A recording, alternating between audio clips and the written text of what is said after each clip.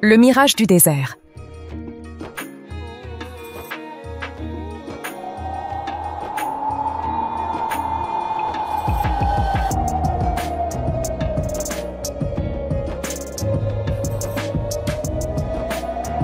Au cœur de l'Asie centrale, une civilisation ancienne a prospéré il y a plus de 4000 ans. La civilisation de l'Oxus, également connue sous le nom de complexe archéologique bactro-margien, a laissé des traces remarquables qui enrichissent notre compréhension de l'histoire ancienne.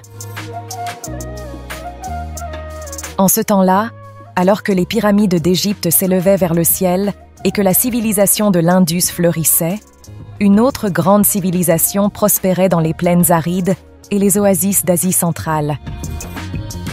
S'étendant sur ce qui est aujourd'hui le Turkménistan, l'Ouzbékistan, le nord de l'Afghanistan et certaines parties du Tadjikistan, la civilisation de l'Oxus, ou complexe archéologique bactro-margien, a bâti des cités imposantes le long des anciens cours d'eau.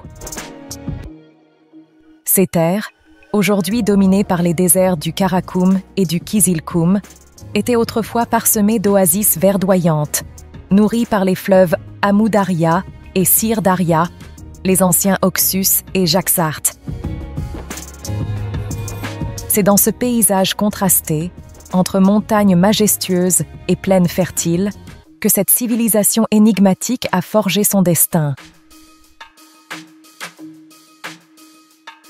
Mais comment une civilisation si vaste et si avancée a-t-elle pu rester cachée aux yeux du monde pendant des millénaires? La réponse réside dans un mélange fascinant de géographie, de politique et de hasard archéologique. Durant des siècles, cette région est restée une terra incognita pour les archéologues occidentaux. Les déserts impitoyables et les frontières politiques hermétiques de l'ère soviétique ont longtemps découragé l'exploration systématique. Ce n'est qu'à partir des années 1970, grâce aux travaux pionniers d'archéologues soviétiques comme Viktor Sarianidi, que les premiers indices de cette civilisation ont commencé à émerger. Les découvertes qui ont suivi ont stupéfié le monde archéologique. Des palais monumentaux, des temples élaborés et des trésors d'une beauté incomparable. Soudain, une civilisation entière, contemporaine de l'Égypte ancienne et de la Mésopotamie, apparaissait comme par magie dans les annales de l'histoire. Aujourd'hui, alors que de nouvelles fouilles révèlent chaque année des secrets enfouis, nous nous trouvons face à l'un des plus grands mystères de l'archéologie moderne. Qui étaient ces bâtisseurs oubliés? Quelle était leur langue, leur culture? Et surtout, que nous disent leurs vestiges sur notre propre histoire? Bonjour et bienvenue chers amis explorateurs pour un voyage au cœur de l'Asie centrale antique, à la découverte des secrets de la civilisation de l'Oxus, un empire perdu qui redéfinit notre compréhension du monde ancien. Une société complexe oubliée.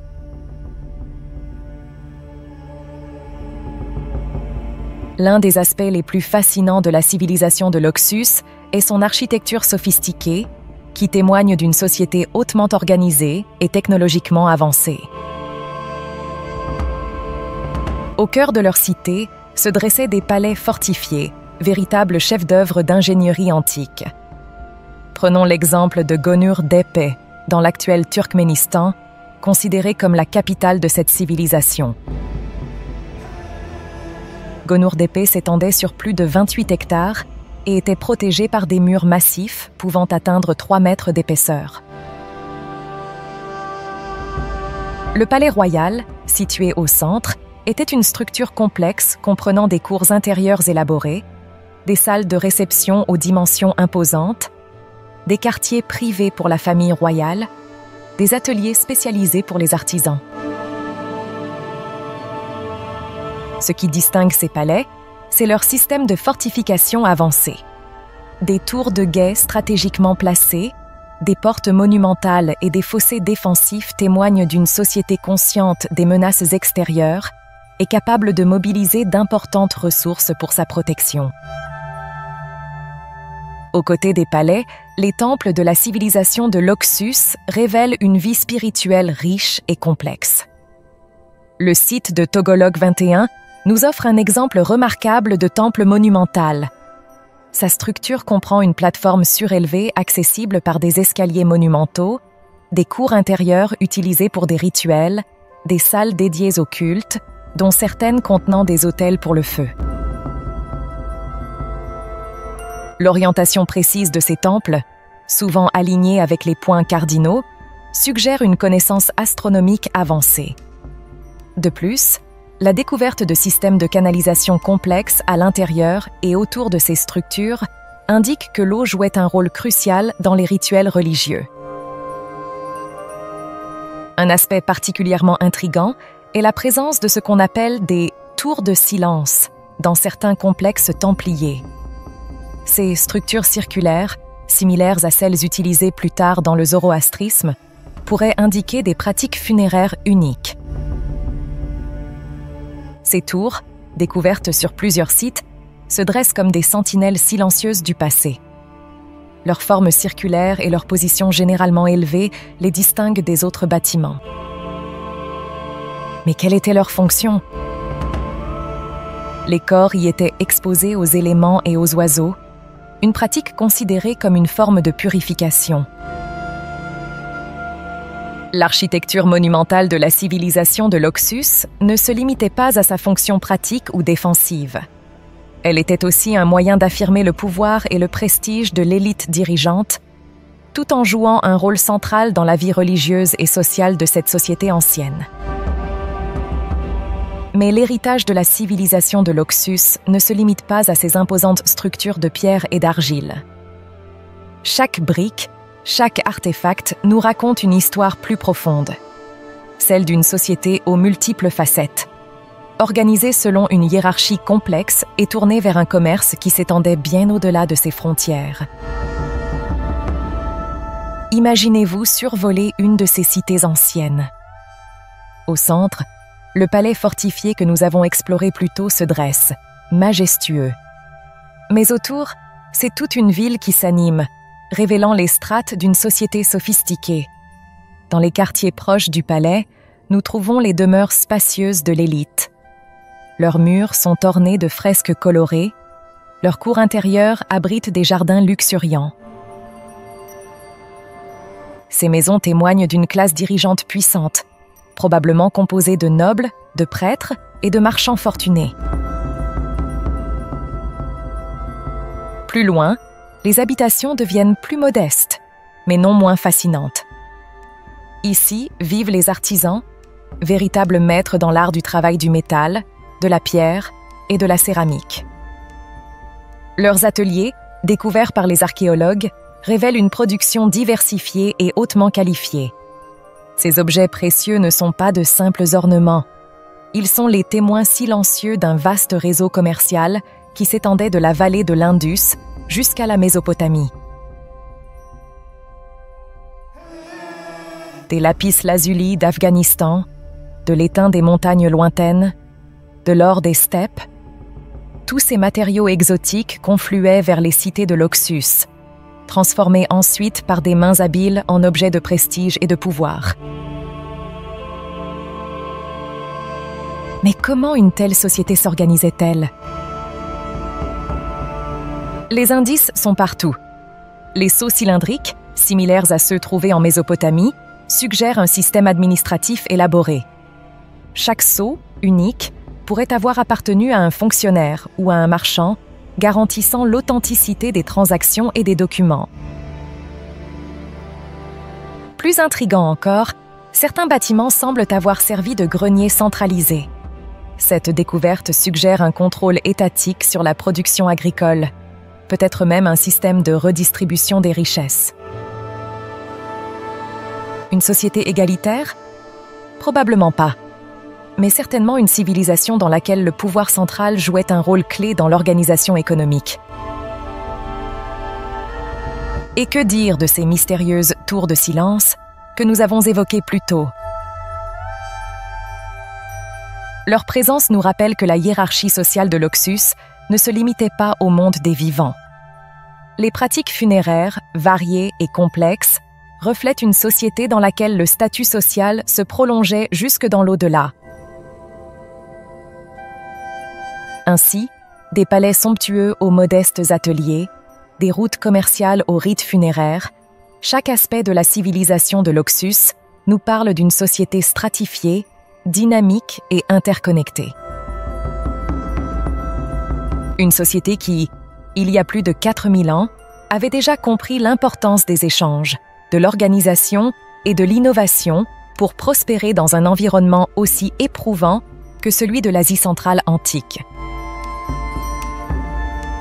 Mais au cœur de cette société sophistiquée, un mystère persiste, une énigme qui continue de défier les plus brillants esprits de notre époque.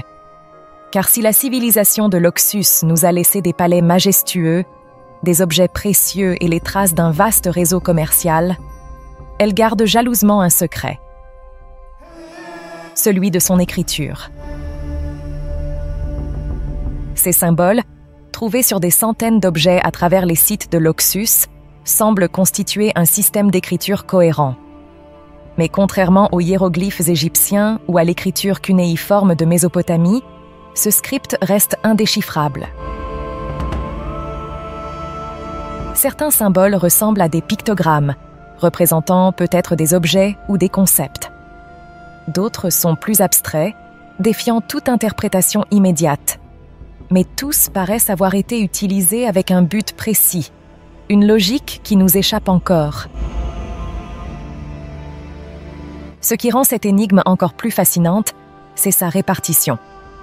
Des symboles similaires ont été trouvés sur des sites séparés par des centaines de kilomètres, de l'actuel Turkménistan jusqu'au nord de l'Afghanistan.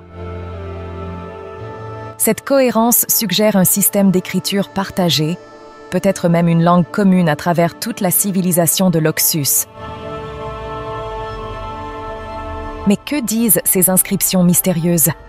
S'agit-il de noms de propriétaires, comme sur les sceaux mésopotamiens? De formules rituelles pour accompagner les défunts? Ou peut-être de registres commerciaux témoignant de l'étendue des échanges que nous avons évoqués plus tôt? Les chercheurs ont proposé diverses théories. Certains pensent que cette écriture pourrait être liée aux langues proto-élamites ou proto-dravidiennes. D'autres y voient un système entièrement unique, né de l'isolement relatif de cette civilisation. Mais sans une pierre de rosette de l'Oxus, sans un texte bilingue qui pourrait nous fournir une clé de déchiffrement, ces théories restent des spéculations. Chaque nouveau symbole découvert est à la fois une pièce du puzzle et une nouvelle énigme.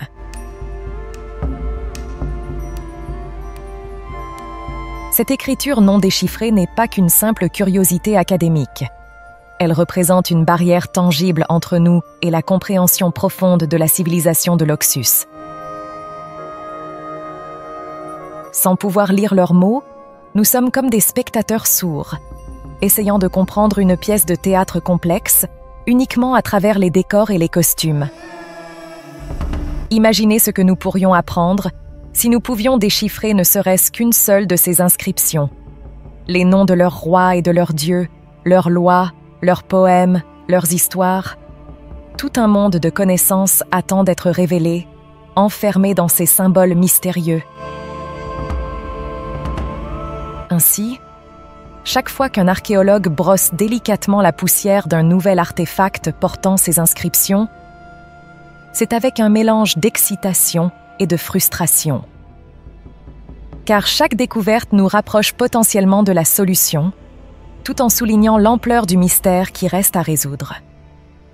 L'énigme de l'écriture de l'Oxus nous rappelle que, malgré tous nos progrès technologiques, certains secrets du passé continuent de nous défier. Elle nous invite à l'humilité face à l'immensité de l'histoire humaine, tout en attisant notre curiosité et notre désir de comprendre. Mais si cette écriture reste un mystère, d'autres aspects de la culture de l'Oxus sont plus révélateurs. Plongeons maintenant dans le monde fascinant de leur art et de leur technologie, où chaque objet raconte une histoire.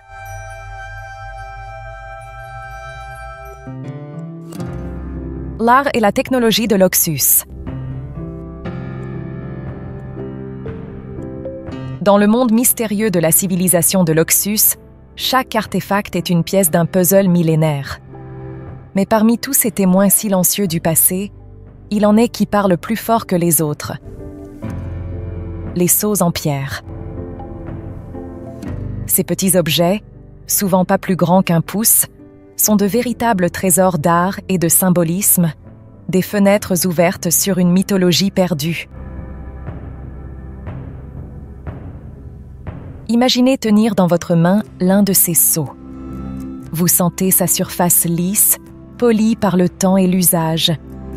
Mais en le faisant tourner, vous découvrez un monde en miniature gravé avec une précision stupéfiante.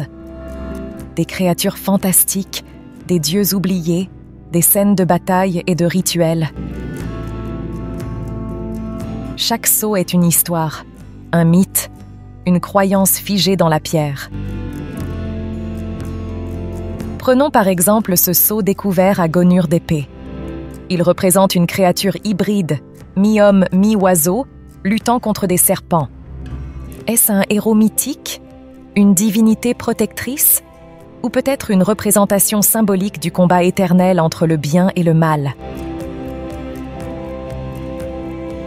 Ce qui frappe immédiatement, c'est le niveau de détail.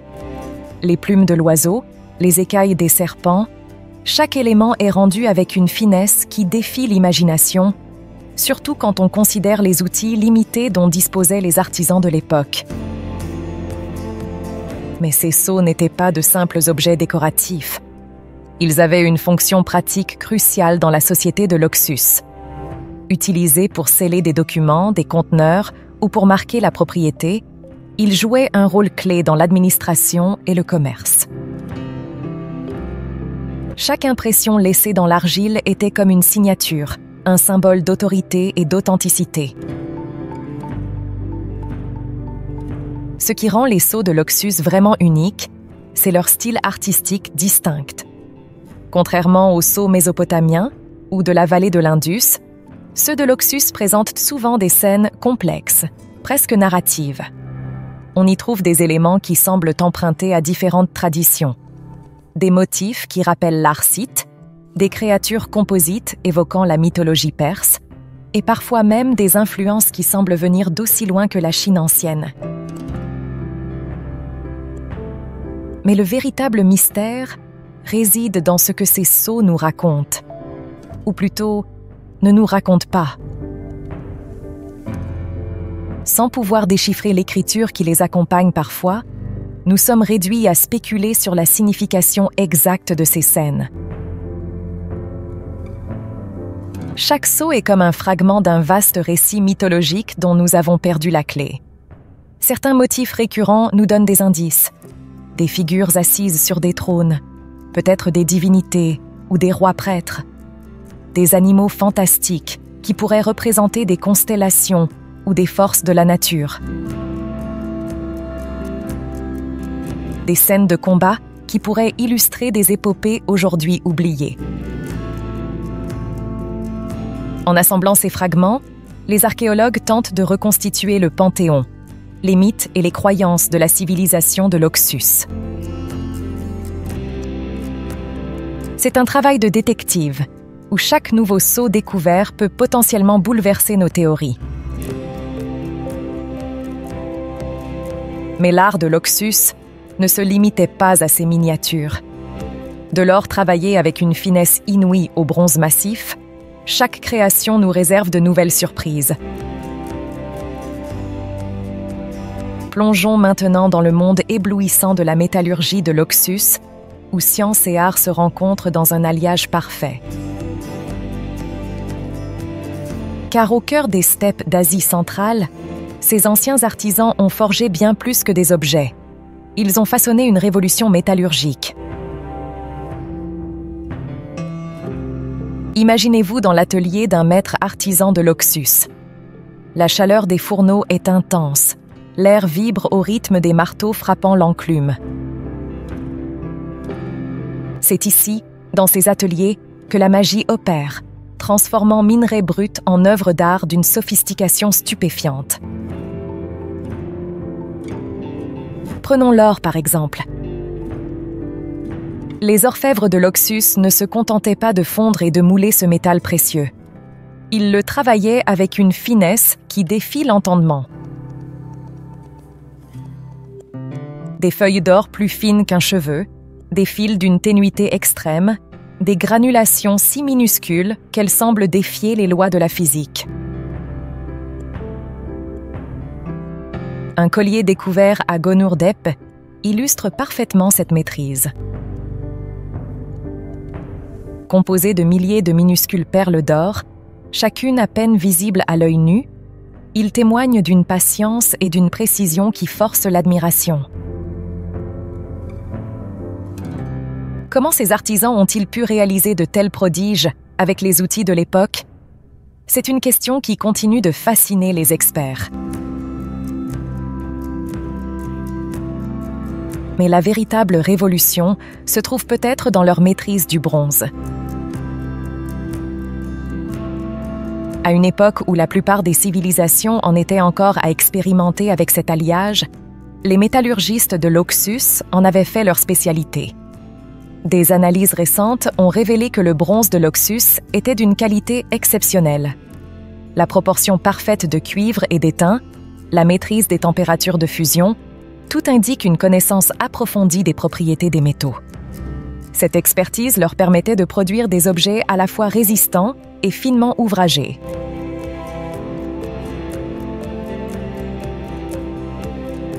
Prenons cette statue de bouc ailé découverte à Dashli III. La fluidité des formes, la précision des détails, tout cela n'aurait pas été possible sans une compréhension intime du comportement du métal en fusion. C'est comme si ces artisans avaient appris à parler le langage du bronze. Mais d'où venait l'étain nécessaire à la fabrication du bronze? Les gisements les plus proches se trouvaient à des centaines, voire des milliers de kilomètres. Cela implique l'existence de réseaux commerciaux étendus et bien organisés. La métallurgie de l'Oxus n'était pas seulement un exploit technique, c'était aussi un tour de force logistique.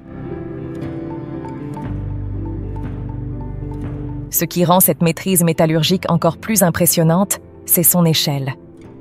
Les fouilles ont révélé des ateliers capables de produire en masse, suggérant une véritable industrie. Cela soulève des questions fascinantes sur l'organisation sociale et économique de cette civilisation. Qui contrôlait cette production? Comment était-elle distribuée? Et puis, il y a ces objets énigmatiques, comme ce sceptre en argent découvert récemment. Couvert de symboles que nous ne pouvons pas encore déchiffrer, il semble combiner fonctions rituelles et prouesses techniques. Est-ce un objet de pouvoir, un instrument religieux, ou peut-être les deux?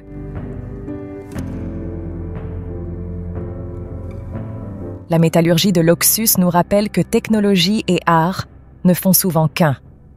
Ces artisans n'étaient pas seulement des techniciens habiles, mais de véritables artistes, capables de transformer le métal brut en objet d'une beauté transcendante.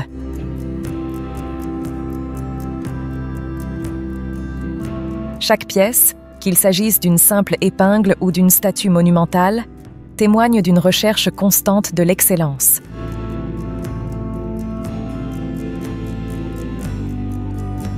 Mais la vraie question demeure. Comment une telle maîtrise a-t-elle pu se développer dans cette région reculée de l'Asie centrale? Est-ce le fruit d'un génie local ou le résultat d'échanges avec d'autres grandes civilisations de l'époque?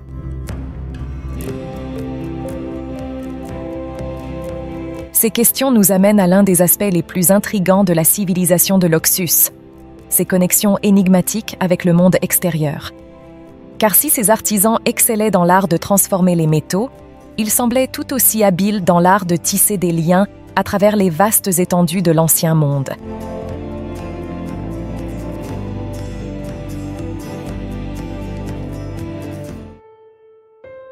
Connexion énigmatique.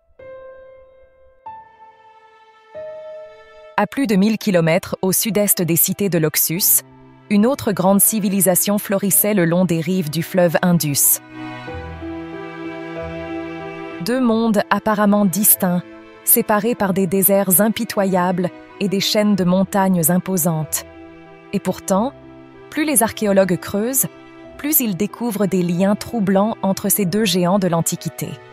S'agit-il simplement de relations commerciales? Ou y a-t-il une connexion plus profonde, plus ancienne? Imaginez la stupéfaction des chercheurs lorsqu'ils ont découvert, dans les ruines de Mohenjo-Daro, la grande cité de l'Indus, des perles et des sceaux dont le style était indiscutablement celui de l'Oxus. Et inversement, dans les sites de Gonur-Tepe ou de Dashli, des objets portant la signature inimitable de l'artisanat de l'Indus. Prenons ce sceau, par exemple. Découvert dans les ruines d'un palais de l'Oxus, il porte pourtant les marques distinctives de la civilisation de l'Indus. Un animal mythique, et ces mystérieux symboles que nous n'avons toujours pas déchiffrés. Comment cet objet a-t-il voyagé sur plus de 1000 km pour finir ici? La première explication qui vient à l'esprit est celle du commerce. Après tout, nous savons que les deux civilisations étaient des sociétés sophistiquées, avec des réseaux d'échanges étendus. Les lapis-lazuli d'Afghanistan, si prisés dans la vallée de l'Indus, auraient pu transiter par les cités de l'Oxus. En échange, les perles en cornaline de l'Indus auraient trouvé leur chemin vers le nord. Mais certains chercheurs pensent que ces liens pourraient être bien plus profonds qu'un simple échange de marchandises. Regardez ces structures. À gauche, un bâtiment de Mohenjo-Daro. À droite, un complexe de Gonur-Tepe. Remarquez-vous les similitudes? La disposition des cours intérieures, l'utilisation de briques standardisées.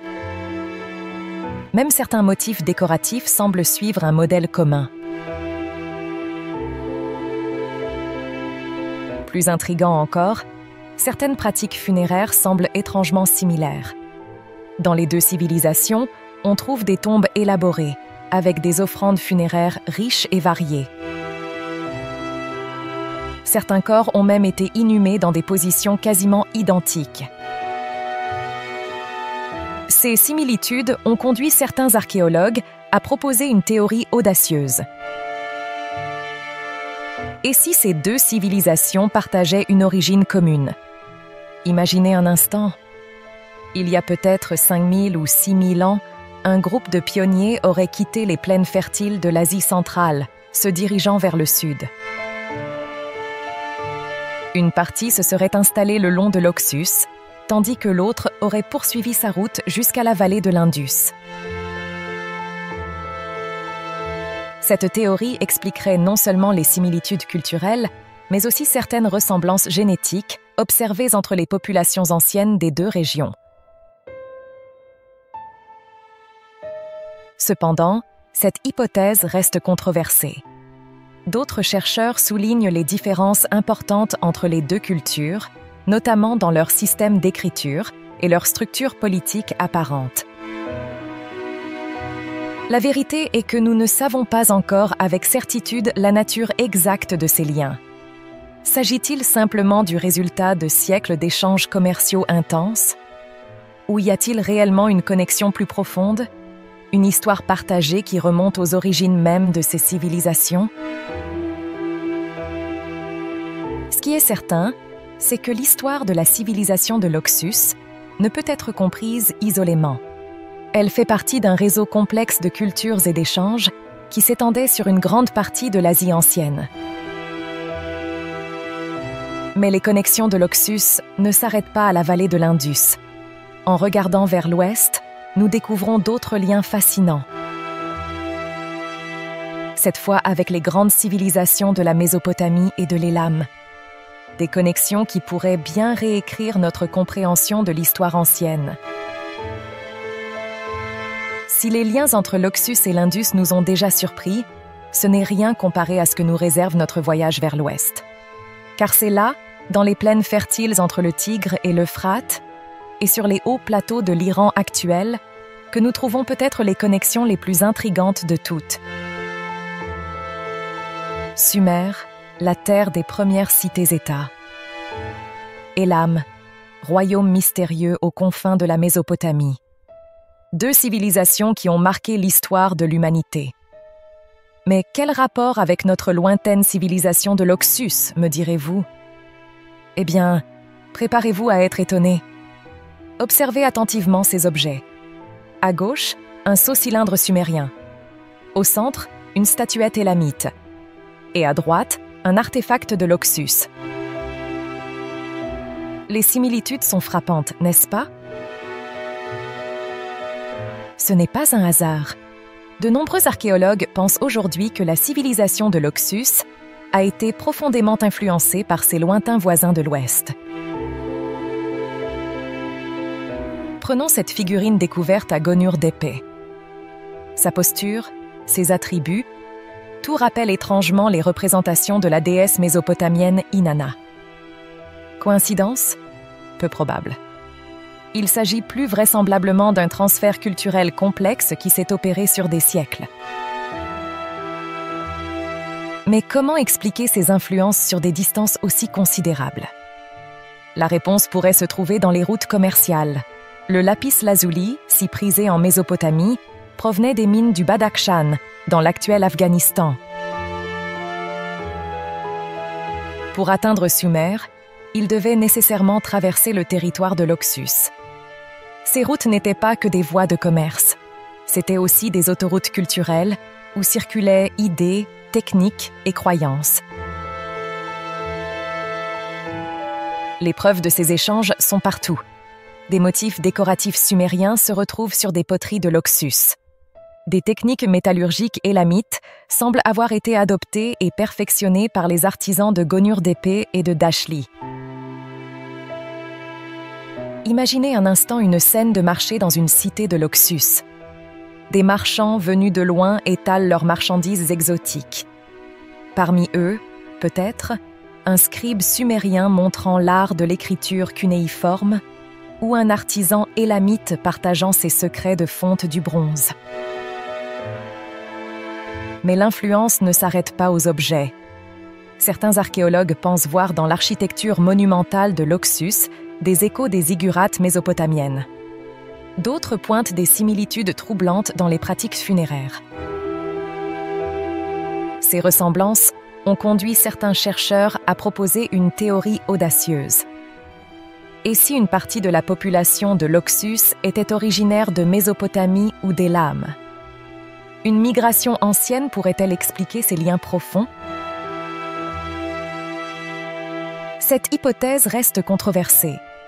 D'autres experts soulignent que des similitudes culturelles peuvent émerger indépendamment ou être le résultat d'échanges commerciaux intensifs plutôt que de mouvements de population. La vérité est que nous ne savons pas encore avec certitude la nature exacte de ces connexions.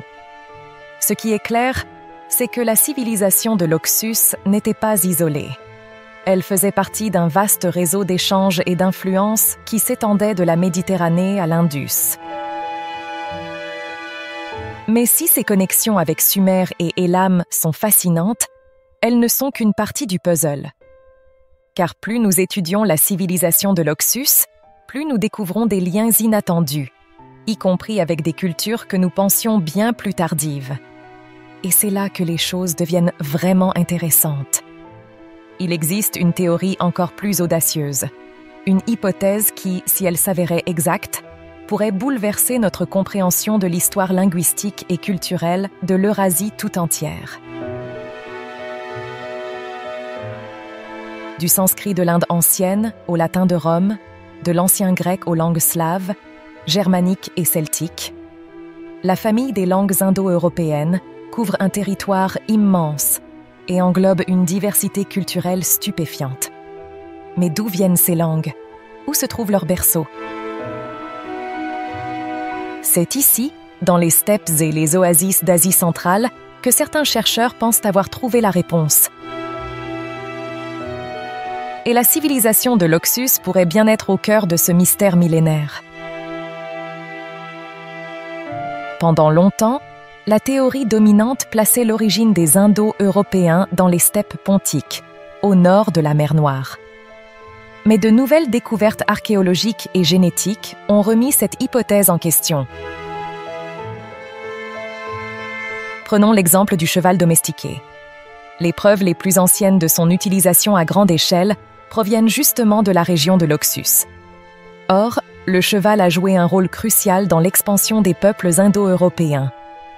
Plus intriguant encore, les premiers chars de guerre connus ont été découverts dans des tombes de la culture de Sintashta, au nord de la civilisation de l'Oxus.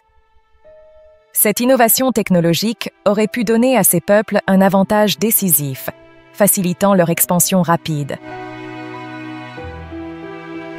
Les similitudes ne s'arrêtent pas là.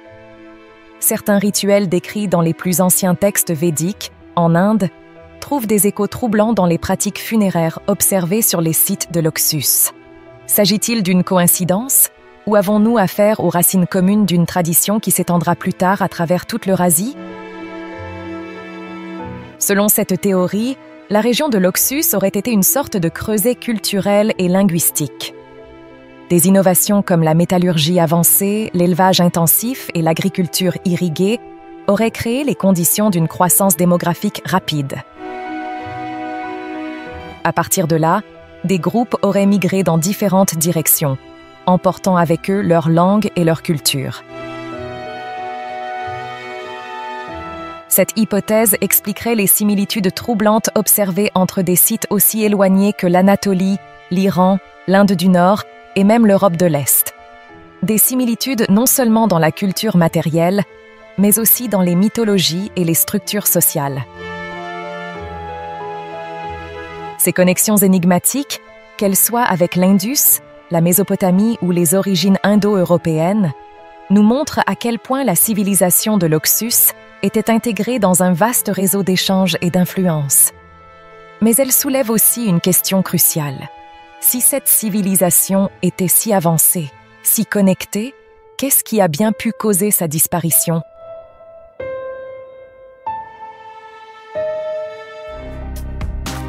La fin mystérieuse.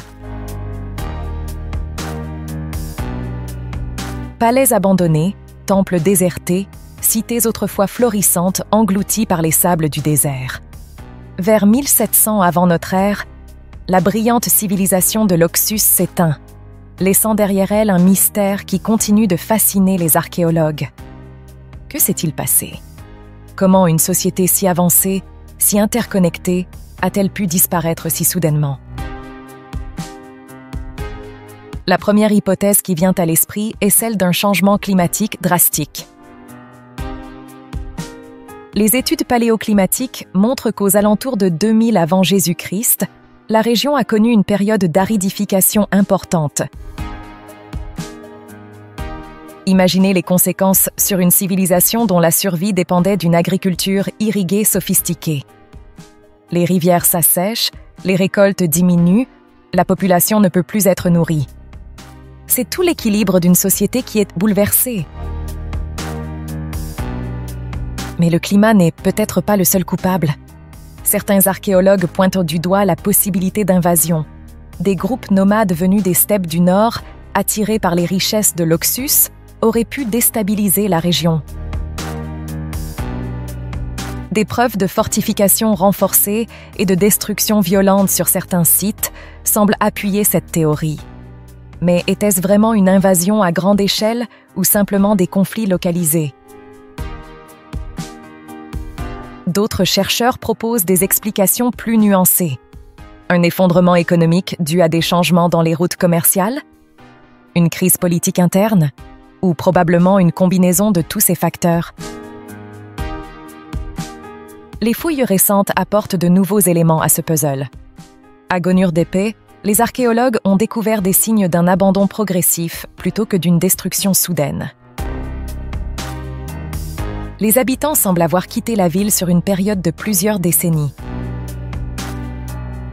Plus intriguant encore, des analyses d'ossements provenant de sites tardifs de l'Oxus révèlent des signes de malnutrition et de maladie. Cela suggère une détérioration lente des conditions de vie, plutôt qu'un effondrement brutal. Une nouvelle théorie émerge. Et si la fin de la civilisation de l'Oxus n'était pas réellement une fin, mais plutôt une transformation? Au lieu d'un effondrement total, nous assisterions à une dispersion progressive de la population, à une décentralisation du pouvoir. Cette hypothèse expliquerait pourquoi certains éléments de la culture de l'Oxus semblent persister dans les sociétés ultérieures de la région. Car si la civilisation de l'Oxus a disparu en tant qu'entité politique, son héritage, lui, a perduré. Dans l'art, la technologie, les croyances des cultures qui lui ont succédé, on retrouve des échos de cette civilisation oubliée. Prenez le zoroastrisme, par exemple. Cette religion qui a joué un rôle si important dans l'histoire de l'Iran ancien. Certains chercheurs pensent voir dans les pratiques religieuses de l'Oxus les prémices de certains concepts zoroastriens. L'héritage de l'Oxus se retrouve aussi dans des domaines plus pratiques. Les techniques d'irrigation sophistiquées, la métallurgie avancée, certaines formes de poterie. Autant d'innovations qui ont continué à se développer et à se diffuser longtemps après la disparition de la civilisation qui les avait vus naître. En fin de compte, la fin de la civilisation de l'Oxus nous rappelle que l'histoire n'est pas faite de ruptures brutales, mais de transitions complexes. Les cultures ne disparaissent pas, elles se transforment, laissant leur empreinte sur celles qui leur succèdent. Alors que le soleil se couche sur les vestiges de la civilisation de l'Oxus, nous arrivons au terme de notre voyage dans le temps. Mais comme toute grande aventure, celle-ci ne fait que soulever de nouvelles questions, ouvrir de nouvelles portes sur le passé. Des palais majestueux aux mystérieux sceaux, des connexions inattendues aux énigmes non résolues. La civilisation de l'Oxus nous a offert un aperçu fascinant d'un monde oublié. Un monde qui continue de nous surprendre et de nous émerveiller. Mais l'histoire ne s'arrête pas là. Bientôt, nous partirons explorer d'autres civilisations perdues, d'autres mystères de l'histoire. Des cités englouties de la Méditerranée aux temples oubliés de l'Amérique centrale, en passant par les secrets enfouis du désert du Sahara. Alors, restez curieux, gardez l'esprit ouvert et préparez-vous pour de nouvelles aventures. Car l'histoire est un livre dont nous n'avons pas fini de tourner les pages. À bientôt pour de nouvelles découvertes qui défient l'imagination. Bye. Bye.